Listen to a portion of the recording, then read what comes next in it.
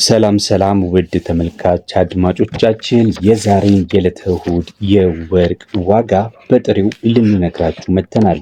ዛሬም እንግዲህ የወርቅ ዋጋ ከ14 ካራት ጀምሮ እስከ 24 ካራት በጥሬው የሚውልበትን መረጃ ተከታተሉ ዘንድ ከወዲሁ እየጋበዝን ለቪዲዮ እንዲሁም ለቻናሉ አዲስ ከሆናችሁ ቪዲዮውን ላይክ ቻናሉን እንዲሁም ሰብስክራይብ በማድረግ በዚህ ቻናል ላይ የሚለቀቁትን ከወርቅ ጋር የተያዙ እጅግ ወቅታዊና ወሳኝ የሆኑ መረጃዎችን ተከታተሉ ዘንድ እንጋብዛለን። በተለይ ደግሞ ወርቅ የምትገዙና የምትሸጡ ከሆነ ይህ ቻናል እጅግ በጣም ለእናንተ ወሳኝ ነው። ለምን ካላችሁኝ ወቅታዊ የሆነ የወርቅ ዋጋን ከማቅረብ በተጨማሪ ማድረግ ያለባችሁን ጥንቃቄ በተለይ ደግሞ ልትገዙ ስትሉና ልትሸጡ ስትሉ የምናቀርብላችሁ የተለያዩ መረጃዎች ስለሚኖሩ እነሱን ወቅቱን በጠበቀ ሁኔታ ብትከታተሉ በብዙ ታተርፋላችሁ ብለን እናስባለን።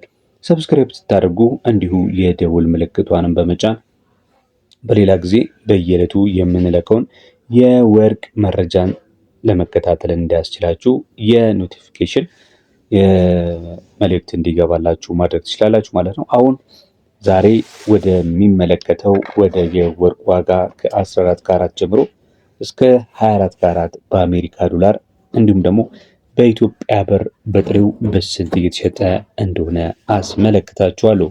እንግዲህ ለቻናሉ አዲስ ካልሆናችሁ በስተቀር የጥሬው ወርቅ ዋጋ ምንድን ነው ለምትሉኝ በተደጋጋሚ በቪዲዮዬ ነግሬያችኋለሁ። ጥሬው ወርቅ ማለት ለምሳሌ ወርቅ አውጪዎች ከቁፋሮ ካወጡት በኋላ አስፈላጊውን የሆነ ንጽህናው እንዲጠብቅ ካስቻሉት ወይም ደግሞ ጥራቱን ሊሆን ይችላል ሚዛኑን ከመዘኑት በኋላ ሁሉን ነገር ጨርሰው ወደ ብሔራዊ ባንክ ይልካሉ። ብሔራዊ ባንክ ደግሞ በሚያወጣው ኦፊሻል በሆነ ዋጋ ይቀበላቸዋል ይህን ወርቅ ማለት ነው። ይህንን ወርቅ ከተቀበላችሁ በኋላ ብሔራዊ ባንክ ደግሞ ለወርቅ ሻጮች ለወርቅ ቤቶች ማለት ነው የሚያቀርብበት የጥሬው ወርቅ ዋጋ መግዣ አለ። ያንን ኦፊሻል በሆነ መንገድ ያሳውቃል ማለት ነው። እና የጥሬው ወርቅ ዋጋ የሚባለው ወደ ምንም አይነት ዲዛይን ያልተቀየረ፣ ወደ ሀብል፣ ወደ እጅ ቀለበት፣ ወደ ጆሮ ጌጥ፣ ወደ አምባር ያልተቀየረ እንዲሁ ጎልድ ባር የሚባለው ወይም ደግሞ በተለምዶ ጠፍጣፋ ወርቅ የሚባለው ነው። እንደዚህ አይነት ወርቆችን መግዛት በተለይ እጅግ በጣም ወሳኝነት አላቸው። በተለይ የኢንፍሌሽን እና የኢኮኖሚ አለማረጋጋት በሚኖርበት ሰዓት ላይ እነዚህ ወርቆችን ገዝታችሁ በምትሸጡበት ሰዓት ላይ ይበልጡኑ አትራፊ ትሆናላችሁ። ነገር ግን የተሰራ ወርቅን ስትገዙ የተሰራ ወርቅን ገዝታችሁ ለመሸጥ በምትሞክሩበት ሰዓት ላይ ስትሸጡ የማሰሪያ ዋጋ አይታሰብላችሁ። ወይም ደግሞ ምናልባት ወርቁ ለምሳሌ ቀለበት ሆኖ ፈርጥ ካለው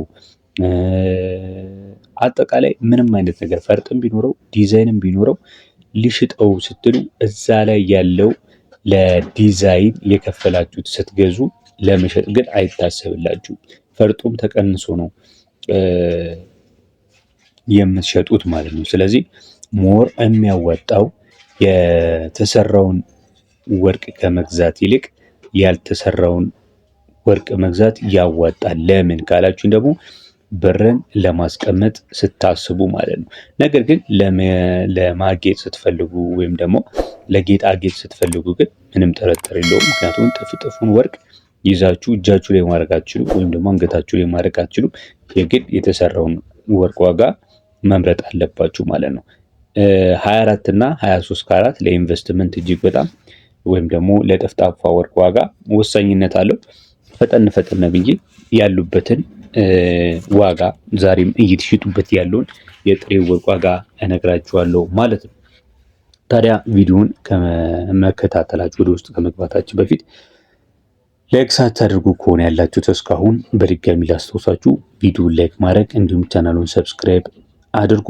ከ14 ካራት ስንጀምር 14 ካራቱ እየተሸጠ የሚገኘው ዛሬ በኢትዮጵያ ብር በ14549 ከ39 ሲሆን በአሜሪካ ዶላር ደግሞ በ86 ከ72 ነው። የ15 ካራቱን ስንመለከት በ15519 ከ30 በመሸጥ ላይ ነው የሚገኘው በኢትዮጵያ ብር ማለት ነው። በአሜሪካ ዶላር ደግሞ 92 ከ92 የአሜሪካ ዶላር በመሸጥ ይገኛል።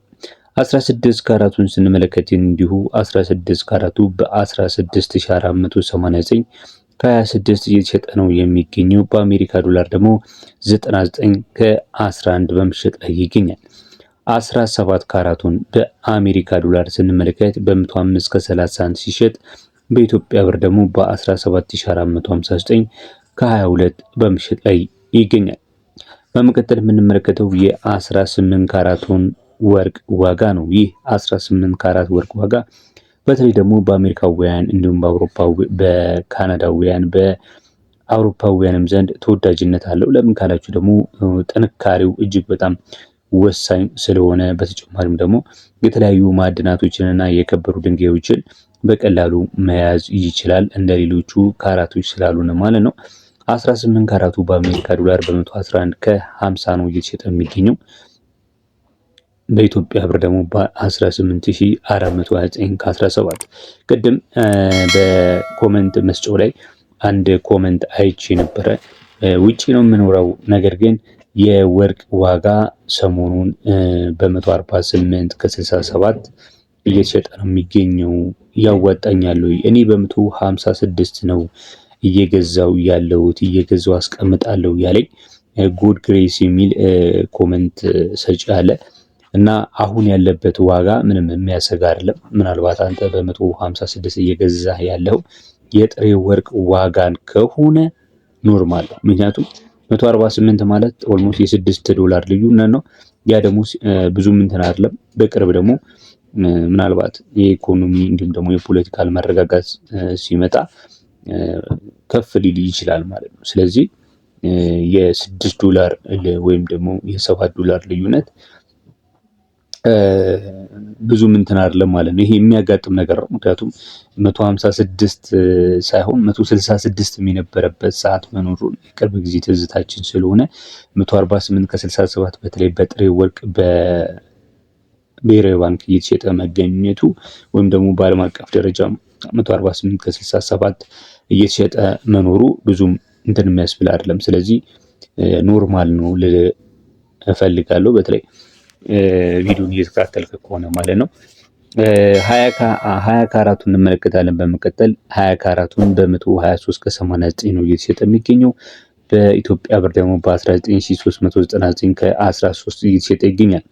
21 ካራቱን ስንመለከት እንዲሁ 21 ካራቱ በ130 ከ09 ነው በመሸጥ ላይ የሚገኘው።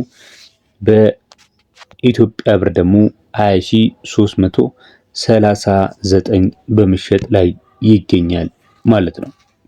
በመቀጠል የምንመለከተው እንግዲህ ተመልካች አድማጮቻችን ወደ ኢንቨስትመንት ወርቆች ነው የምንሄደው። ኢንቨስትመንት ወርቆች ማለት ምንም አይነት ቅርጻ ቅርጽ ያልተሰራባቸው ማለት ነው። የአሜሪካ ዶላሩን 23 ካራት ስንመለከት በ142 ከ48 ይሸጣል። በኢትዮጵያ ብር ደግሞ 22309 እየተሸጠ ነው የሚገኘው። 24 ካራቱን ስንመለከት እንዲሁ 24 ካራቱ በአሜሪካ ዶላር በ148 ከ67 ሲሸጥ በኢትዮጵያ ብር ደግሞ 23278 ከ96 እየተሸጠ ይገኛል ማለት ነው። እንግዲህ ዛሬ ላይ የሚውለውን የሀገር ውስጥ የጥሬ ወርቅ ዋጋን በተመለከተ መረጃን እንደዚህ አቅርበንላችኋል። የትኛው የወርቅ ካራት ነው የበለጠ ዋጋው የተመቻችሁ? ሀሳብ አስተያየታችሁን ኮመንት ላይ ጻፉልን። በመቀጠል እንግዲህ የነገንም የወርቅ ዕለታዊ መረጃን ይዘንላችሁ እንመጣለን። እስከዚያው ድረስ በያላችሁበት ሰላም ሁኑ። ሰብስክራይብ እንዲሁም ላይክ ማድረግ አይረሳ። ቻው